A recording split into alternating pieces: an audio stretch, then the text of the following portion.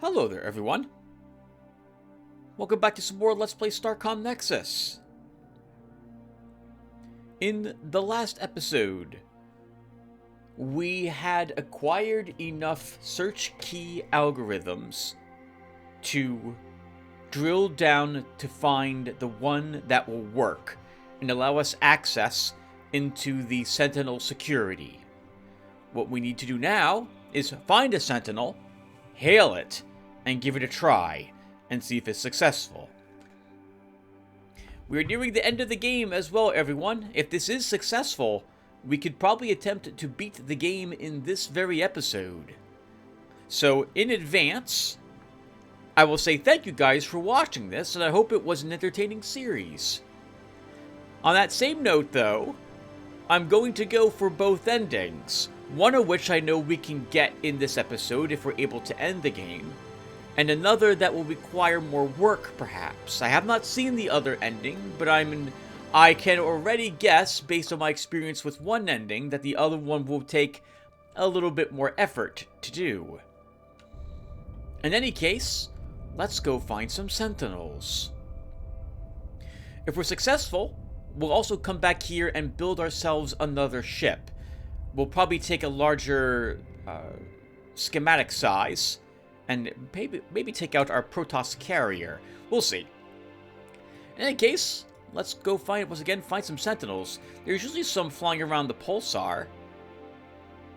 So let's head down. Oh, to it. This was the other comet I wanted to check to see if I actually have or have not found it. Let's jump here, and we'll warp out here and see if the comet was indeed already discovered. And I was about to say we might find Sentinels out here too. There could be some in this mess. Oh, nope, but these are just Chitek. Okay. Those are even more Chitek. Alright, well, let's deal with the Chitek first since we're here. It'll be a fun little fight. We'll be able to annihilate them.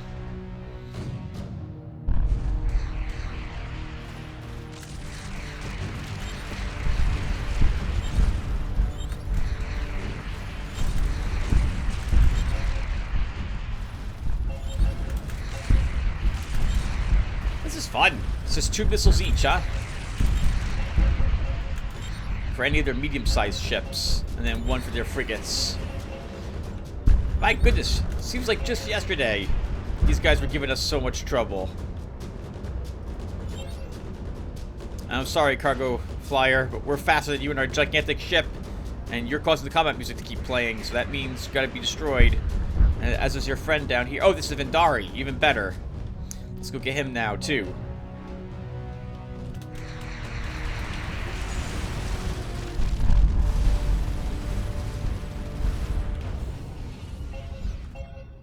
Okay.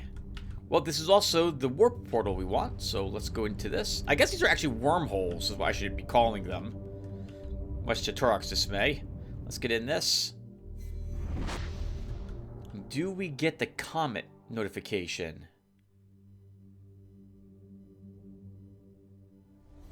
No. No, we did not. I'm going to fly out there anyway, just to triple check.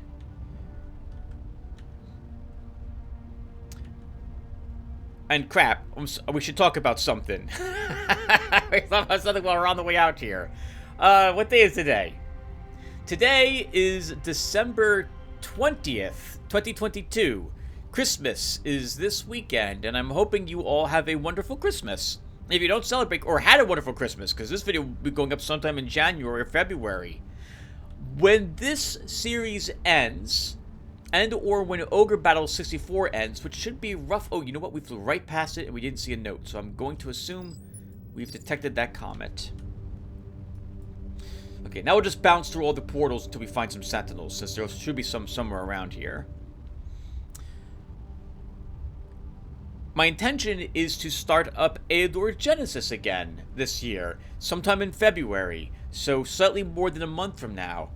I've got, I think, 5 more episodes of Ogre Battle 64 left to do until I'm done with the game, because I don't think we're going to get the low chaos frame ending for that one. So my intention is to do what I'm doing for Ogre Battle currently for Aeodor. It won't go up as frequently as it used to on my channel, and I'm not going to put up like a 2 or 3 hour video every other day. That could be, oh, this is still Interceptor, so we're going to go ahead and try hailing this. Oh, there's a comet, by the way. It sails right past us. We're going to do it on the weekends. Can we get this, by the way? Can we get you? Yes, we can, but nothing in the probe. Okay, let's do it. Sentinel Interceptor.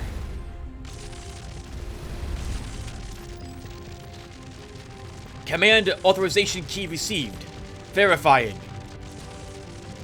Unable to verify. Cannot communicate with Sentinel network while jammer signal is broadcasting. Okay, well that answers the question, so we have a little more work to do. The good news is that means we won't end the video in this episode. We have to find wherever those things are located.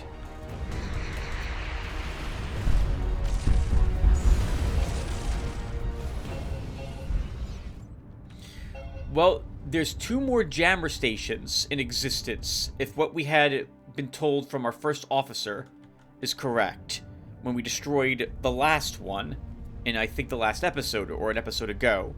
So let's go back to the Warp Nexus and head out to places we have not been to yet, as that is likely to lead us to where we need to be.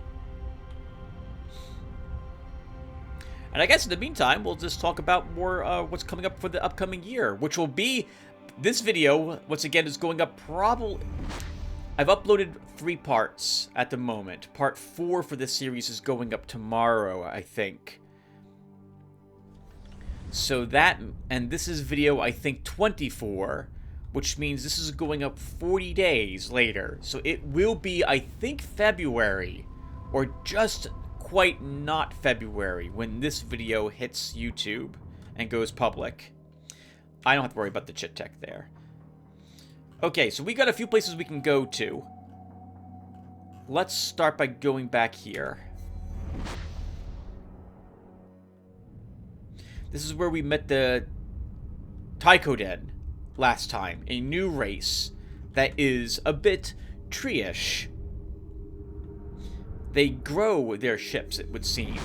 Let's explore their territory some more. Maybe we can find another jammer out here. And it'll give us this excuse to fight some sentinels and explore more planets for a bit. Right, this was a super bright sun. I don't want to accidentally hit the Tychoden. So let's go on this side.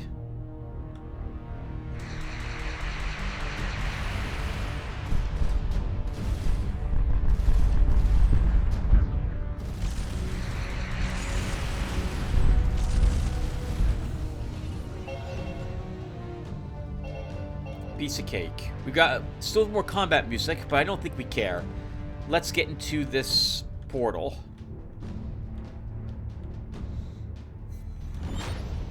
Oh, this isn't taking me near that star. We're going someplace else altogether different. Alright, we'll want to go back up there then. But I guess while we're here, we'll clear out this section of any hostiles. You are so lucky, Sentinel, that there are 2 Tychoden right next to you, or I'd take you down. I don't feel like making enemies of them. Looks like the other Sentinel is also using friendlies for cover, though I don't think it's on purpose.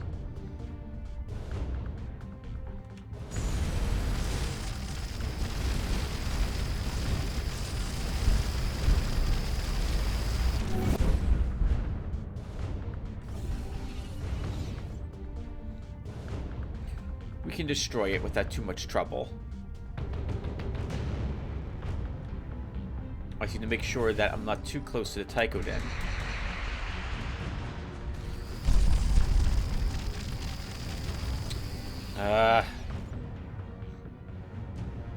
It's like they're protecting them.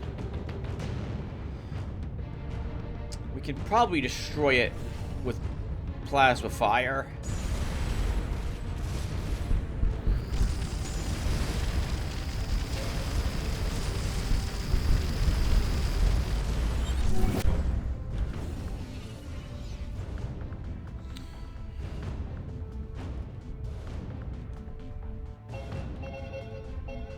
Okay, let's get the next one.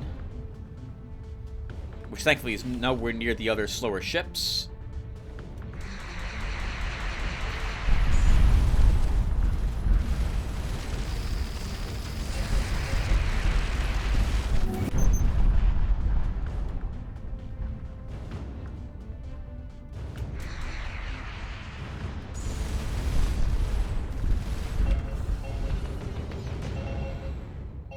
Nice. Very nice. Lots of titanium and neutronium from them. And something on this little planetoid. Or Class D planet. Looks like a desert world to me. Another ruin. Another temple to the fallen gods. These gods seem to have done an excellent job, I can't pronounce it, spreading their faith. The team finds no new information in the ruins. We already found the spot. Typhon is the green sun, and we found the planet alluded to by the ruins. What did we get from it? Oh, we got another one of the key algorithms from it, if I recall correctly. Oh no! Ah. I swear every ship wants us to ram into them. Every one of them. A large desert world. We're probably not going to be able to catch that. Because I'm going to end up ramming into one of the Tychodon if I use my jump hopper. Alright, let's go back to the north and check out that other sun. That's too far away to fly out there. Yeah, so Aethrogenesis is going to be uploaded every Sunday for the next 6 months once February arrives. We'll take a break from it again when August hits. It may seem odd to have such a plan now. And it may also seem like we're not going to get as much Aedor in. And to be fair, we probably won't, if only because it will be a little less time put into it. But I'm intending to play the game for about 4 or 5 hour intervals when I play it for just 1 day a week on Sundays. So it should hopefully be enough time. Aedor's not a difficult game to record, compress, or edit, assuming that it doesn't crash. And so it takes just about as long to do the editing and video preparation as it does to play and record the game. So every hour played is about an hour's worth of time spent prepping the video afterwards, which is very good. In Starcom Nexus, it takes about 4 hours for every hour that I play the game. What on earth is this enemy fleet down here? I'm guessing it's a Sentinel base. Drones. Sentinel drones. Quite a few of them. Look at our flak do all that work.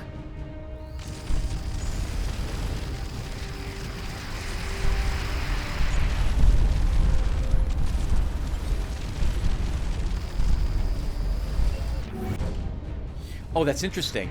I just realized that our shields shut down. Our shields shut down when the hopper gets activated.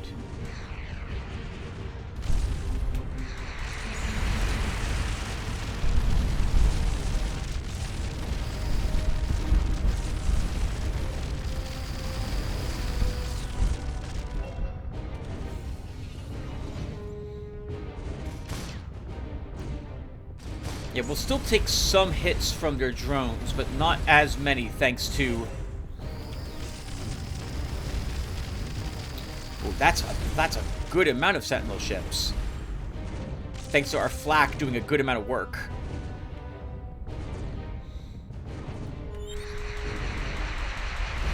And all of these are, for the most part, laser ships. So we can rely on our missiles to deal with them at range, using our Guardian Angel ship here.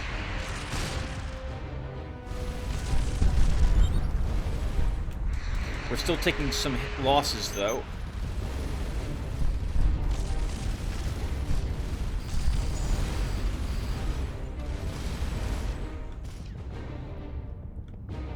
let's get a few of our missiles back. Oh, there's a Sentinel carrier. I don't think I've seen a Sentinel carrier before. Whoa! Oh! Sorry about that, Tychodin. That was an accident.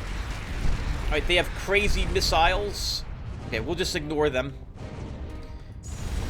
Oh, that's interesting. Their missiles also cannot be shut down. Okay, well, that's a bit awkward. Because I made enemies of them I didn't mean to. Alright, so let's our shields come back. We may have to destroy that one Tychodin.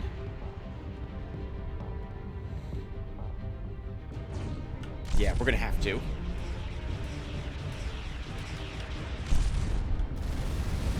Oh, let's not do that though, Tim. It's too many. Actually, I guess we can just ignore them. Let's just ignore them. We'll come over here and see what's over here. That's a frigate, I think.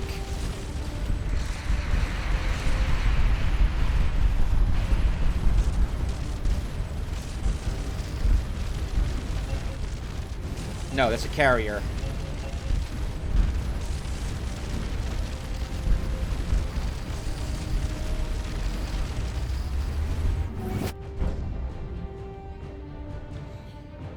I think the Tychodin was destroyed by the Sentinels. They got caught in a crossfire.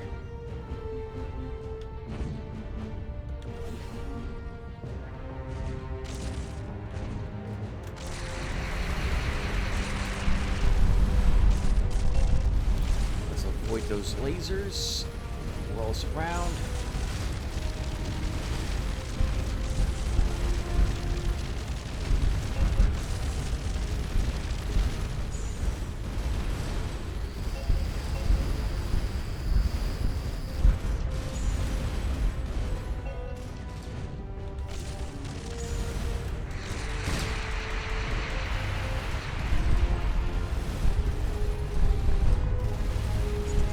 Did we get it?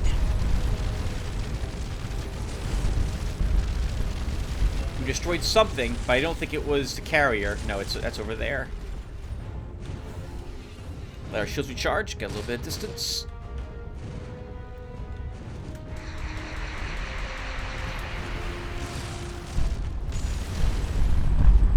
Alright! Our first carrier destroyed from the Sentinels that I can recall. No, thank you. I don't feel like having an exchange of laser fire. You can have lots of our missiles, though.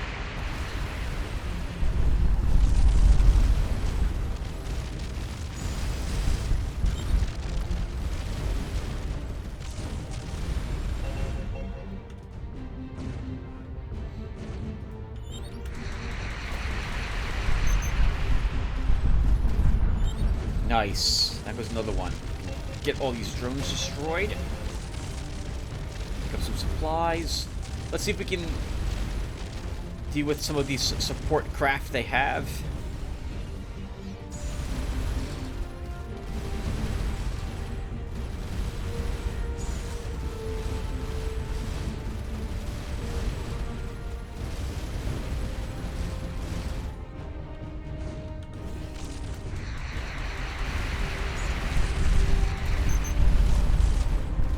Or just hammer on the carrier itself directly. That will work too. If we could just get on the other side of it, we can ignore the Flenser fire that's trying to assist.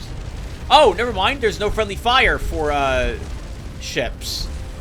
Only when other vessels are present, I guess, do they take friendly fire. Or neutral fire, as it were, in that case.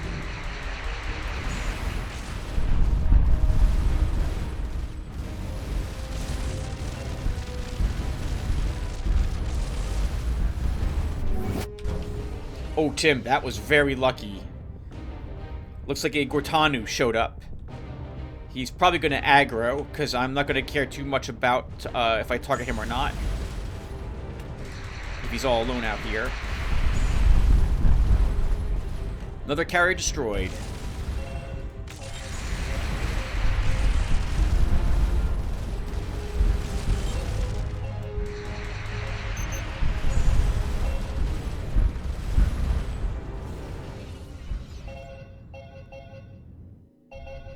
Gortanu Inquisitor. I don't think we need to talk with them. You just watched us kill what he considers to be their gods. Let's go ahead and visit the desert planet. That was fun. A little fun exchange. Only lost 2 people, too. The team find the signal was another freighter, live parked in the shade of a rocky outcrop. Again, a figure is waiting by the craft. The team cannot tell if it's the same trader they encountered before, or another of its species. Left purple goods, completely fragrant, no 8s. 17 adamantine. Positive or empty? Well, I'm always gonna buy it.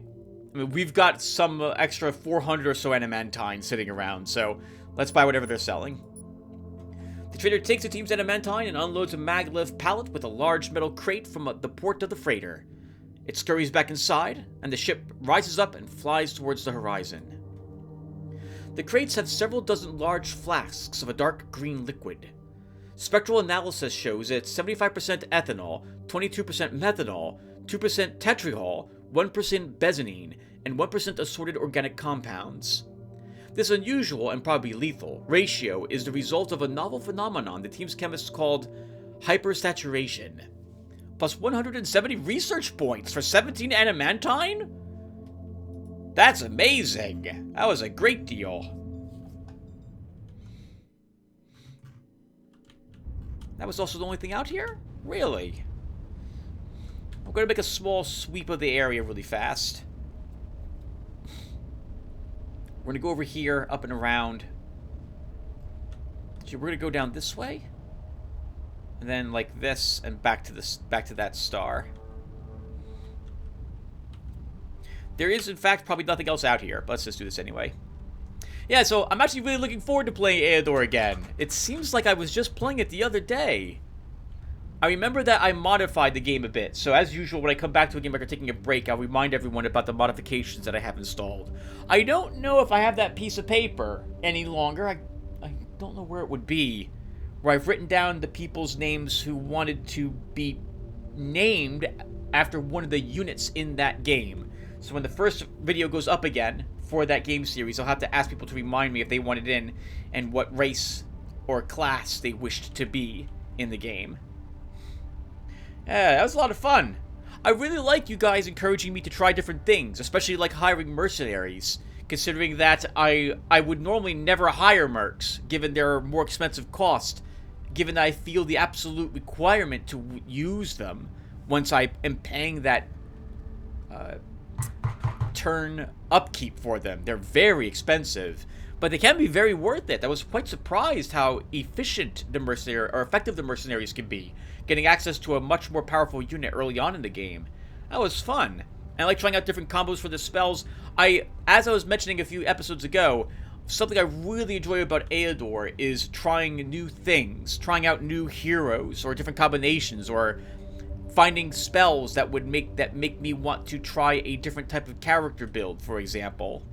Or maybe try building different types of units to mix things up on different shards.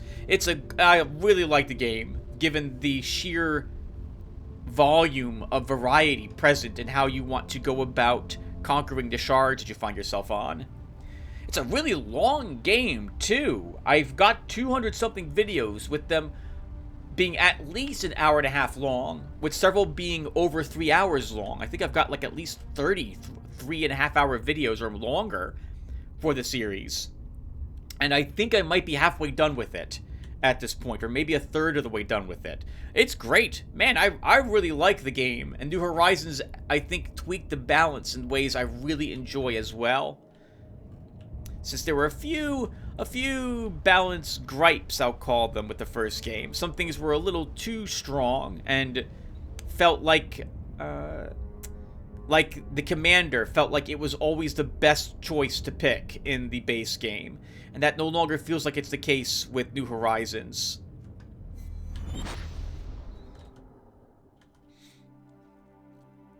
So yep, so that's a game I plan on playing once February hits. Black Mesa has been uploaded, quite a bit of it. I'm just going to try to ignore the sentinels here. We're going to go to the wormhole.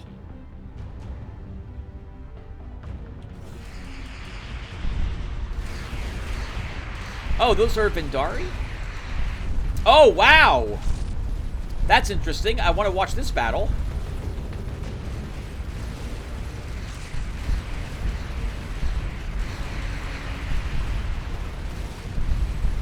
I guess we'll assist.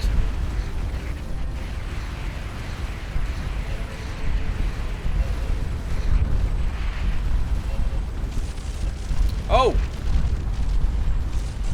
Are they hostile to me? They are! Why? Okay, well this is a bit awkward. We can't shoot down their missiles, and they're faster than my ship!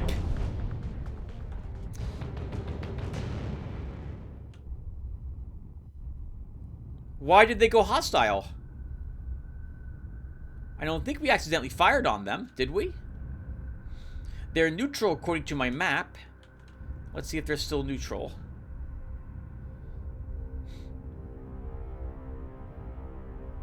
I've never made enemies of them before, so this is the first time I'm seeing how their missiles work. They're very sidewindery. They're very fast, and they're immune to Havoc defense systems. I wonder if there's some special research we can get if we destroy their ships. But I don't really feel like keeping them as enemies. Can I hail them? Maybe we can make amends for what happened. Okay, nope. It's so much that they don't even consider us a hostile. We're all good.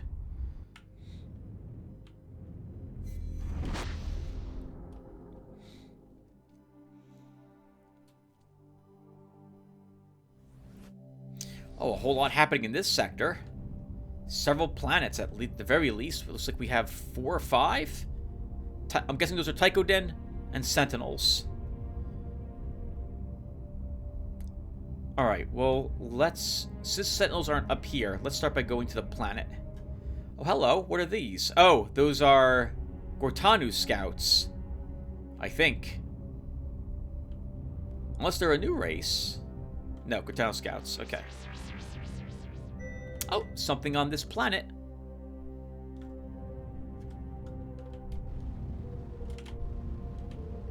We're not catching that. Or maybe we are? You know, when I use the warp, it's as if everything continues to move forward, and I don't actually save any time. It just advances time quickly for me to get from spot to spot.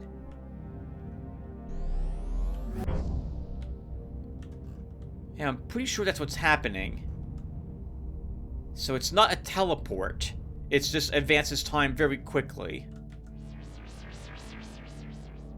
Okay, and there was something on that planet that we didn't check out, so let's go back up there. Oh, that would be... Oh, that's interesting. Wow, look how much damage their missiles do.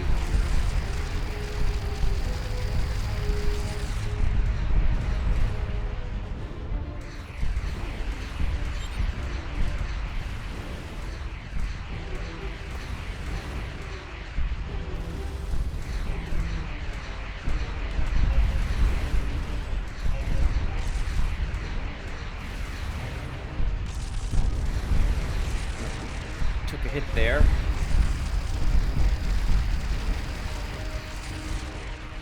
I could swear that it also ignores our shields, as well as our flak. I'm guessing it's some sort of, based on what I'm seeing here, I'm guessing it's like, chemical or biological in nature, the damage it does.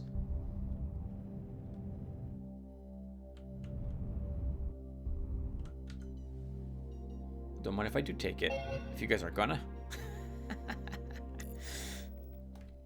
Gleaming spires of what at a distance looked like gold, but upon closer inspection seemed to be flaking polymer, belie a glamorous outpost. After a quick survey, the team establishes that this is one of those ubiquitous establishments that allow the rich and poor alike to make wagers on games of chance, inevitably with terrible odds.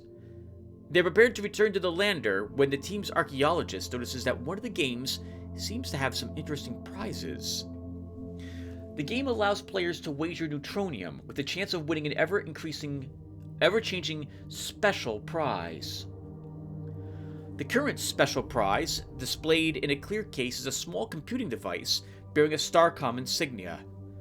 The game costs 10 neutronium per round. So, I've won this game in the past. You have to choose, like, cups to guess what's under it, basically. And you have to guess correctly, I think, 3 or 4 times in a row. I think that's the way it works. I don't think it's just normal odds. I might be wrong, though. We don't really need the Starcom insignia, but I think we'll play the game twice. Or maybe 4 times. So, I'm feeling lucky. Have the team gamble.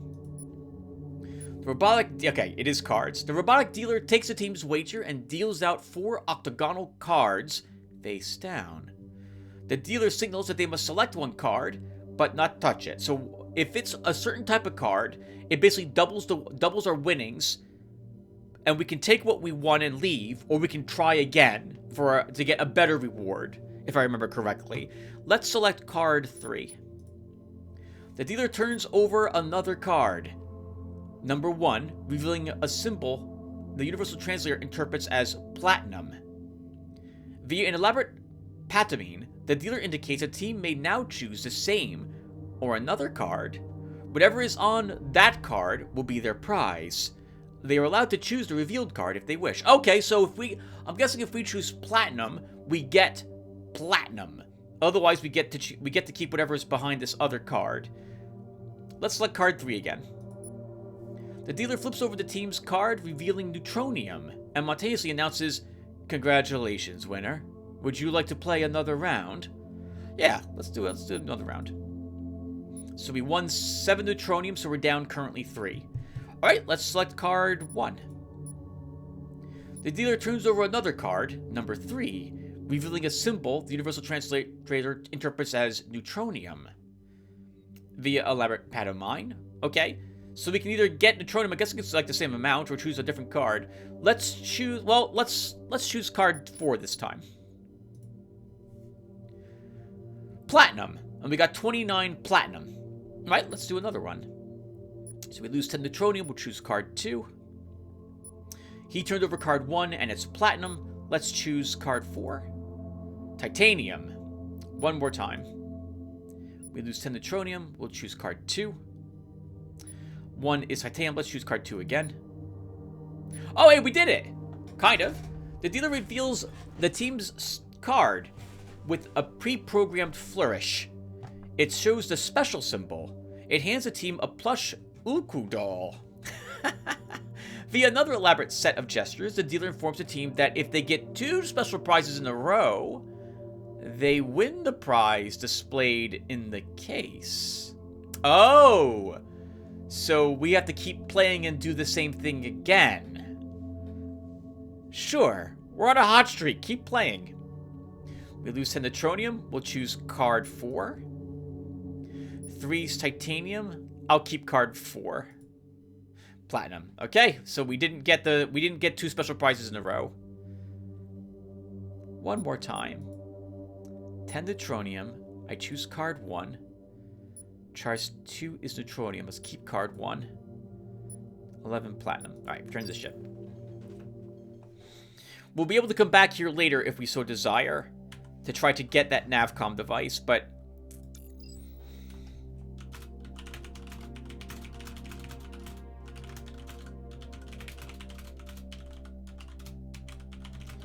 I get the feeling there's probably some sort of pattern, but I don't want to figure it out on screen. And to be honest, we don't need the device, so yeah, we don't need the device. It can just stay there.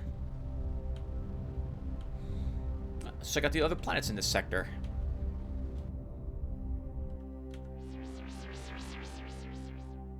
Nothing on that one. Make sure we get away from you. I think it's also, by the way, this has been the first time I've ever seen these things actually fire on anything. I don't think I've ever seen the Taikudin engage in combat before, so that's interesting. I'm guessing that their plasma turrets also ignore shields and go straight to damaging the vessels that they're fighting. I am curious if we get anything special for destroying them, but remember, we're not playing bloodthirsty humans, right? We're not supposed to be. Oh, I thought these were lights at first. No, this is some sort of awful swampish planet, I think. Just like where I live. Let's go ahead and visit what's down here. It's another swarm probe that seems to have met an unfortunate fate in encountering the surface of this planet at high speeds. Fortunately, it seems the angle it hit the atmosphere slowed its descent enough that its databanks are mostly intact. They mostly consist of celestial survey data, but the team manages to recover a modicum, I think that's right, of valuable information, plus 70 research points.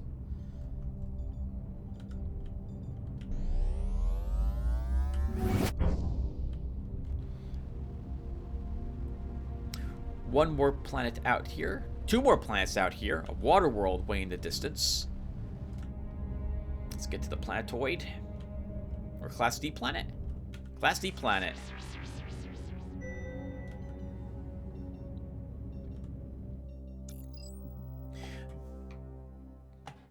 Seems like there should be Jawas living in what I see down here. Or this is like, I can't remember the name of the planet now on Tatooine from the first Star Wars movie. My goodness, I haven't watched the first 3 movies ever made for Star Wars, which were the best 3 movies that were made for Star Wars. Anyway, let's not get involved in that. There's no sign of life on this planet, save a single apparently vacant city. The lack of any archaeological history suggests the city's builders were not native to this planet. Low-range scan shows moderate radiation levels, but below danger levels. There also appears to be a network of hardened tunnels beneath the city, but some show signs of possible collapse. Explore the city at surface levels only. A closer investigation confirms the city has no life forms.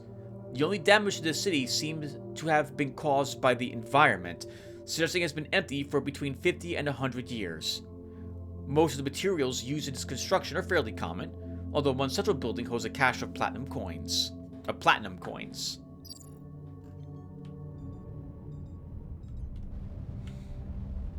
Since we can gamble with neutronium, my mind's not working out where I can get the best deal for neutronium from. I think that is the Uku. Actually, no, they use platinum as their currency. Actually, we still might have thousands of leftover platinum, so maybe they are the best person to go to for that.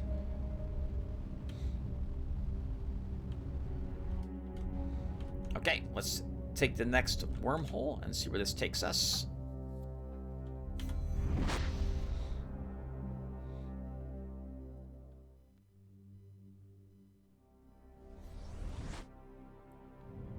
Another wormhole in this sector and a handful of planets. We didn't pass by anything else interesting while taking that portal. That wormhole. Whatever they're called. I don't remember what they're called. Let's go visit the gas giant first. Actually, no, we should visit this other one first. This way we don't have to double back again for the other portal. Ooh, this is a barren world. And nothing on it of interest to us either. And the gas giant. I'm assuming it's a gas giant. Yep, gas giant J class, unsurveyed.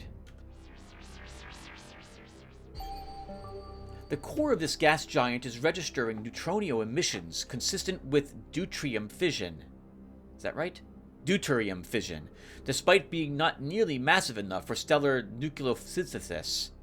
It is possible that the giant's core has chirolite acting as a catalyst. 125 research points. Nice. Yeah, we should absolutely grab a bigger ship. So the next Nexus we find, we'll take it back home after we're done exploring the sector it's in.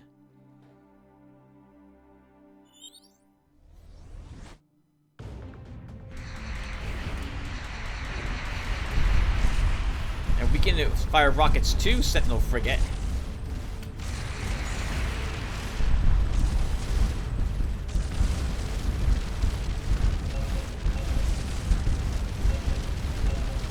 Take them apart.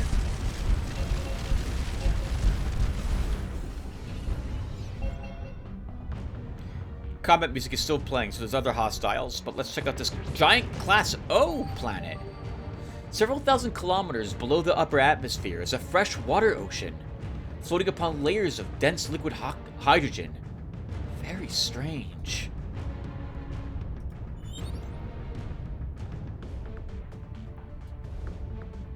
Gortanu, Tychodin, and Sentinels down here. I'm guessing that the Tychodin and Sentinels are... Oh, nope, are still fighting each other. No, they're probably not. That's the frigate firing upon us.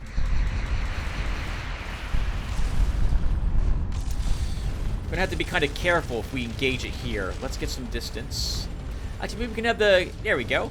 Maybe we can have the Tychodin help us here, accidentally, as it were.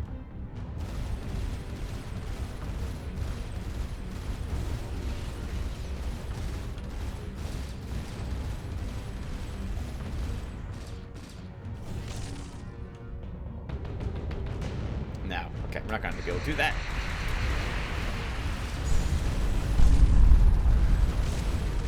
Right in the butt.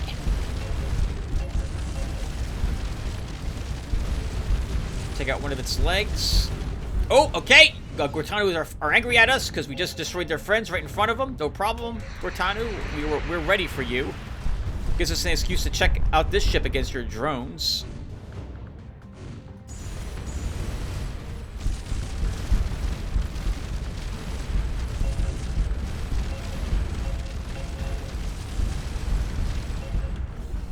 You know, I didn't think about that when it comes to drones. They only, I think, target the things you send them at. It's not like they'll accidentally hit a different ship. That's interesting. Probably safer to use them if you're worried about hitting other races and starting up a major galactical war. Another giant planet. Look at this gas giant. That's a beautiful crimson. Or orange? Orangey red.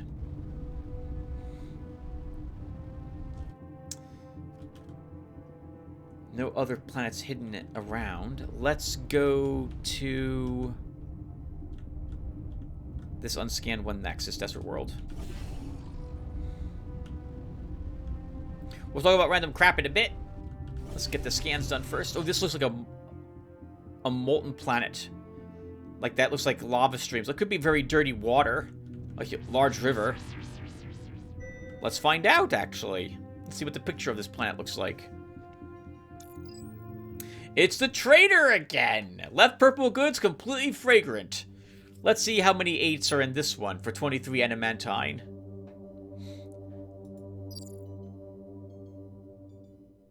Oh, wait, what? There was nothing? Wait.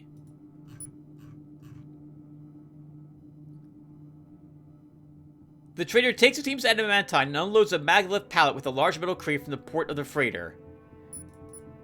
We didn't get to open it? Oh, that sucks. I think that's probably a glitch. I'm guessing we rolled the 170 research points again and we're not allowed to get that twice. And so it gave us nothing. Okay, well then I'm done giving the trader goods. If we can get nothing... And I think it's a bug? No, we're done with them then. That's a shame, Starcom Nexus.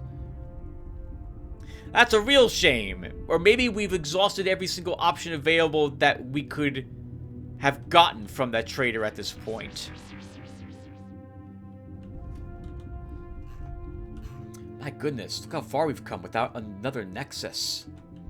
Let's make the assumption there's one just ahead of us and take this wormhole south. Or south. Down.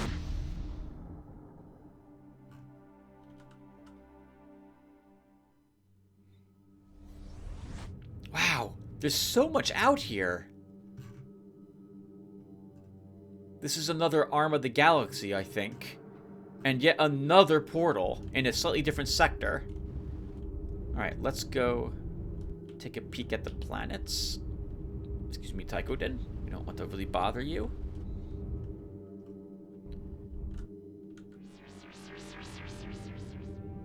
Nothing on the J-class planet. Check its neighbor. Class L planetoid. I wonder what's the difference between a planetoid and a planet. It looks big enough to be a planet. I don't think it's an atmosphere thing. I know so very little about the classifications of planets. I probably should spend some time looking that up. I don't know what you are. You're a hostile. Sentinel carrier, so there might be a small Sentinel fleet nearby. And a defender. Defender's closer, so we'll do with it first.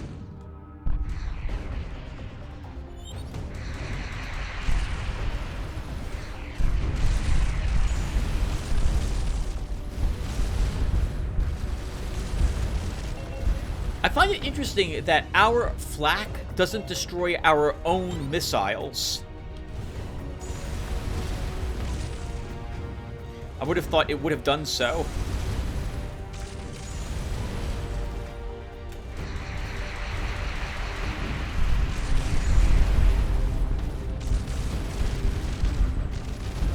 Flak does nothing to large vessels, by the way. So we can fly through enemy flak, and they can fly through our flak without any concern.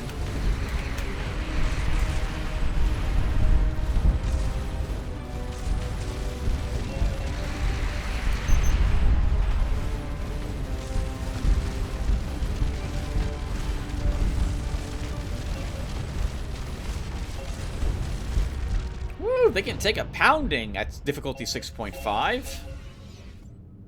But not enough to withstand that amount of firepower. Oh! There's a shutdown Nexus here. So then this will have an eye on it. Or a different planet in the system will. Or those towers. It's probably this one. Let's see those giant pillars. Been a while since we've had to activate one. There they are again. The survey lander sets down near the now familiar shape of the Great Pillars. Within an hour, the team locates the entrance, buried beneath a few meters of ice and snow. As the team approaches the frost-covered control panel, the engineer kicks a small bauble on the ground. Scans reveal that it's some kind of navigational device, perhaps dropped here by the last visitor. In its memory are a set of gateway coordinates which a team leader transmits to Final Hope's nav computer. Open the eye! Nice! There was a deep rumble followed by a surge of EM radiation above the pillar. On board the ship, an energy reading is detected elsewhere in the system. I can't believe the first time I beat the game, I didn't realize that was actually activating these nexuses. I thought it was doing something secretive. I just didn't fly close enough to them to activate them. So we picked up this from that. Looks like that's the only point. Okay, let's check out this planet and then double back and spend some research points. And we'll take a larger vessel out for a spin.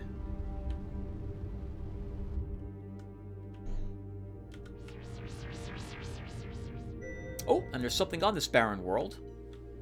Let's check out what it is. What could be secreted down here? Oh, I like the sunset color of this. This is very pretty. For some reason, this down here looks like a dude to me. It looks like these are his shoulders. These are his, like, MC Hammer parachute pants. This is his head.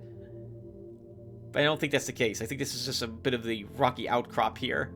Built into a rocky plateau on this scorching hot planet is a collection of primitive structures of rusting steel, apparently the source of the anomaly. I'll investigate them.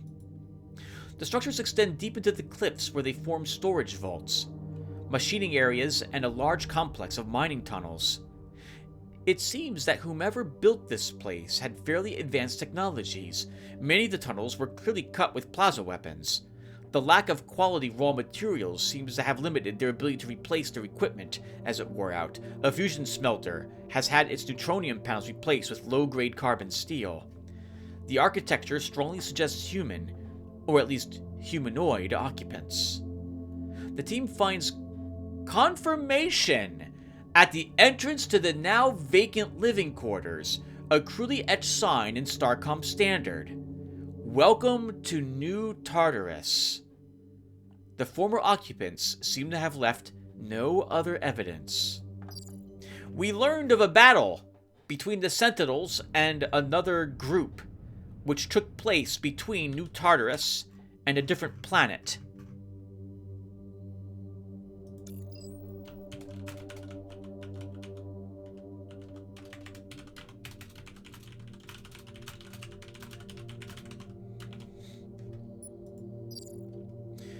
people were moved to a Class D planet. I'm not sure, but that's not important. What is important is the name of the other planet. But we didn't find another name. So if we bring up this, and I look for Tartarus, that's my note. Tartarus? Tripurla 2.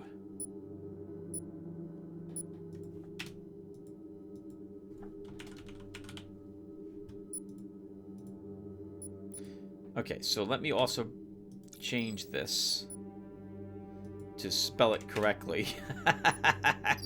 There we go. Okay, so we'll have to keep our eye open for Tripura 2. This wormhole might actually lead to it. You know, that wormhole might lead to it. Let's go ahead and take the wormhole and see if we do find a hint. And then we can fly between the two planets and see if we can find out where that old battleground was.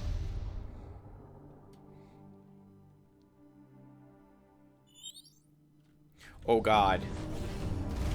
That's a lot of sentinels. It's a lot of lasers. Let's just get away from them. Gortanu are there in number as well, but we'll go ahead and destroy them anyway. Oh, the Gortanu are actually... something is firing at us.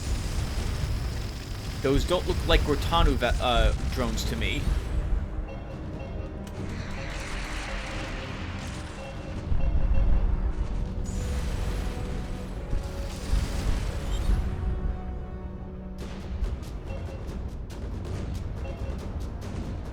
Okay, and the Gortanu are now hostile. We'll go ahead and wipe them out.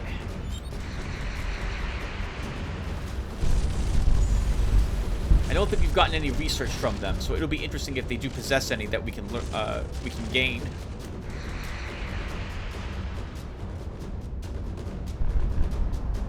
Wow, tough little vessel too. If it took some antimatter missiles to its superstructure.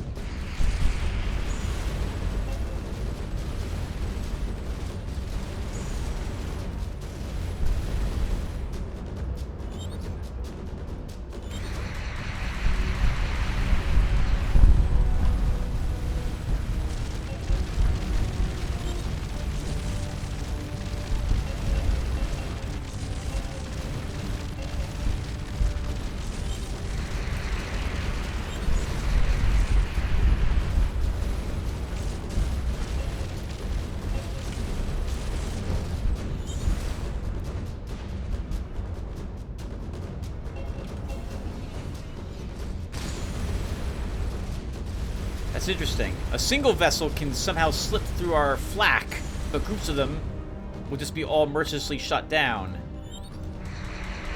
That's a Sentinel battlecruiser. Have we seen one of those before? I guess we must have seen one of those by now. Though I can't remember seeing one of them.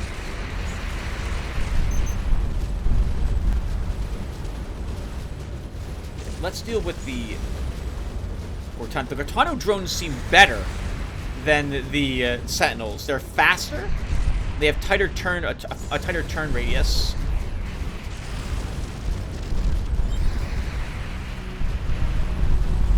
No lasers. Oh, we're losing lots of people. Hold on, let's get out of here. Let our ship repair itself. We must have taken a lot of drone fire without me noticing it.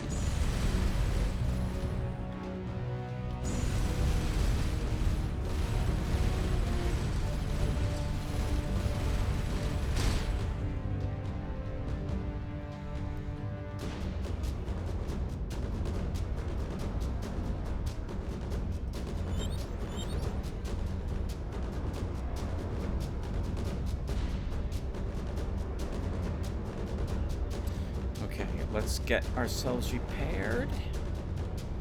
Come on, peoples. Work faster. I don't want to lose the vessel. We haven't lost the vessel, I think, to combat yet.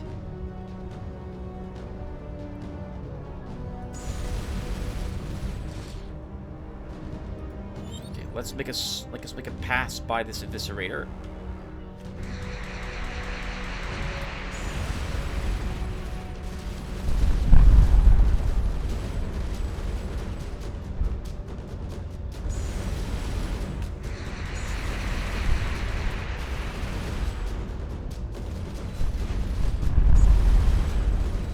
good.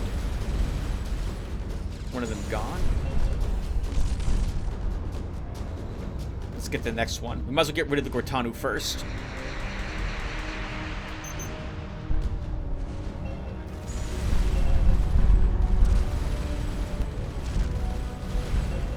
Since their drones are more annoying.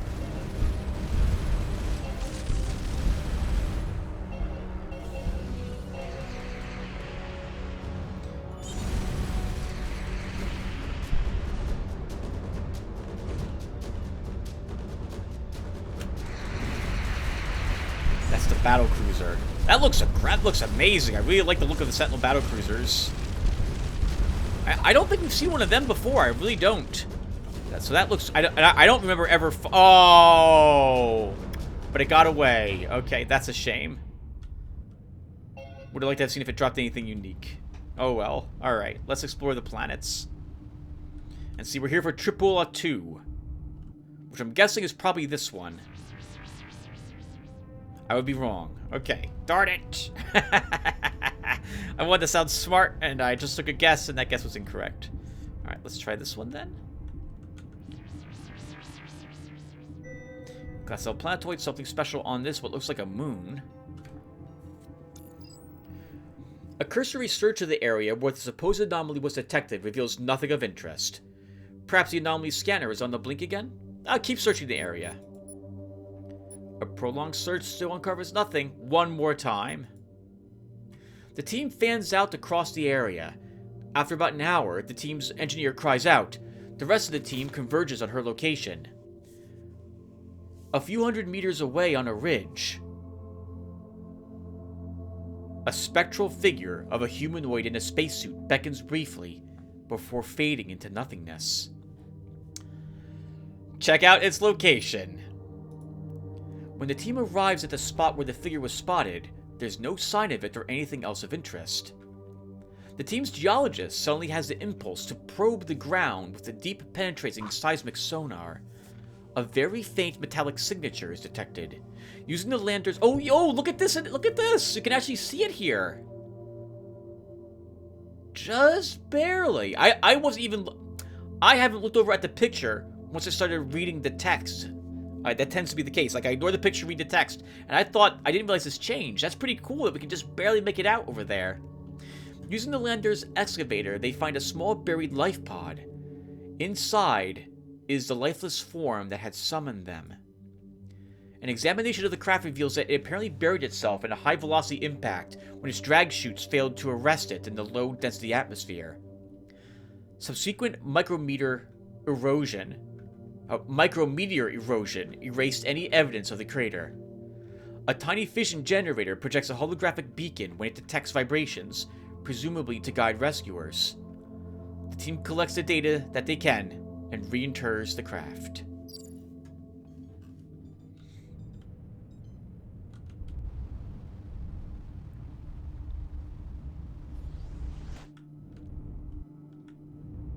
Something neutral entered the system.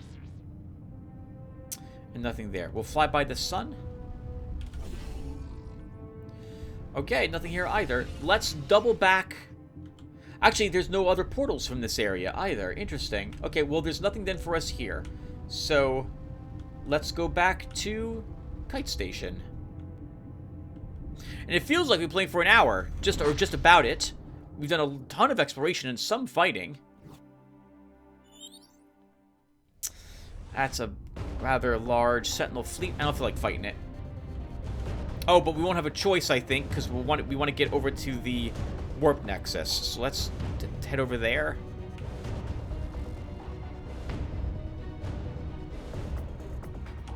Okay, I'm just going to ignore the Sentinels.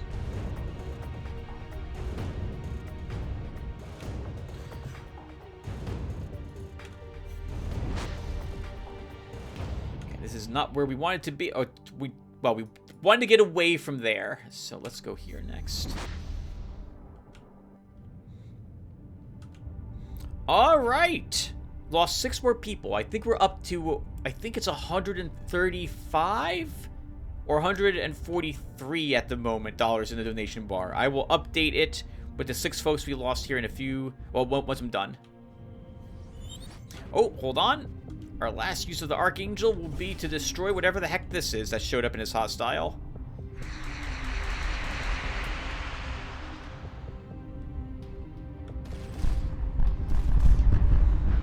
I'm guessing it's a Sentinel of some sort, or was a Sentinel of some sort. The Chit-Tech haven't launched an attack against Kite Station, I think, since arguably since the very first episode. And that wasn't an attack against Kite Station, but an attack against us, as we desperately tried to get away from it, because our little freighter was no match for a single Chit-Tech scout. That was embarrassing.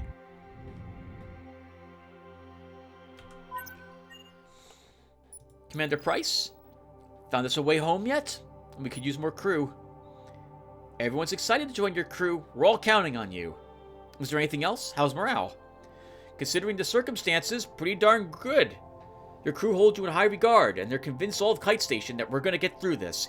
Keep up the good work. Pillman? Have you checked out the pottery yet? Nope, still no? Alright, take care. 938 points. It's enough to grab another size upgrade. So let's take the Dreadnought class.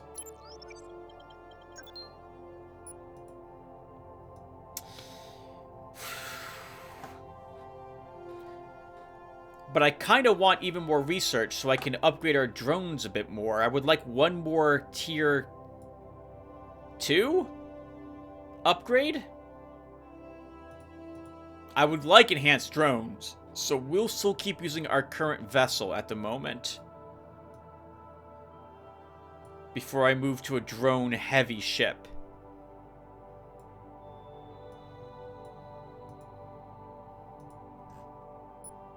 Yeah, we'll still hold off on it at the moment. Although maybe I'll switch out to a new ship. Oh, I do like my Havoc defense systems. It's proven really useful with what we've been fighting against. We'll keep using the ship for a bit. Alright guys, so thank you all for watching. And I will see you all in the next one. Take care, everyone.